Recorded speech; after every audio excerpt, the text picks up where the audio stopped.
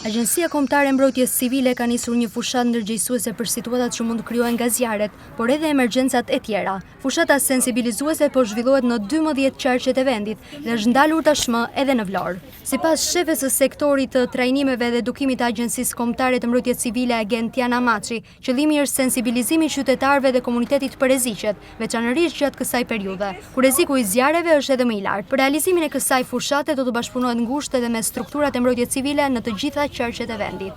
Kjo është një fushatë e mbrojtjes civile që është bërë në 12 qarqet e Shqipërisë, konsiston në afrimin e komunitetit me konceptin e mbrojtjes civile dhe sidomos në këtë sezon të zjarreve. Bashkëpunimi është mes institucionit qendror siç është Agjencia Kombëtare e Mbrojtjes Civile bashkë me prefekturën, me bashkinë, me zjarr fikse, pra me të gjithë sistemin e mbrojtjes civile, gjithashtu dhe me mbështetjen e qytetarëve, të stafit.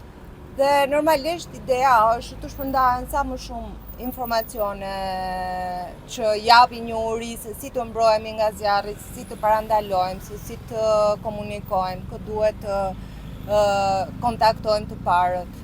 Pra është ideja që secili të fillojë nga vetja mbrojtjen civile. Maçi theksoi se kjo periudhë mbetet problematike për shkak të temperaturave të larta dhe rrezikut të shtuar nga zjarret.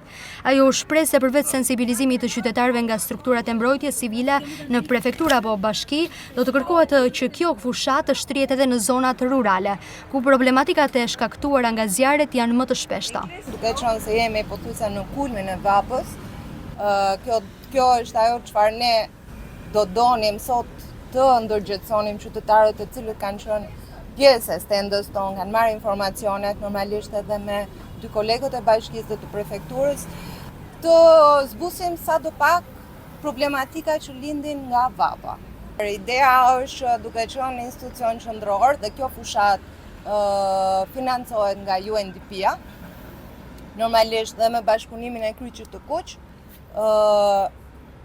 Agjencia aktualisht ndalet në 12 qytete qendërqarku, duke ja kaluar më pas stafetën e institucioneve vendore për të shpërndarë në gjitha bashkitë e tjera të vogla pjesë e prefekturës. Temperaturat e larta kanë rritur ndjeshëm rrezikun e zjarreve, ndaj autoritetet u bëjnë thirrje qytetarëve të tregojnë kujdes maksimal dhe të shmangin çdo veprim që mund të shkaktojë vatrazjarri apo situata të tjera problematike.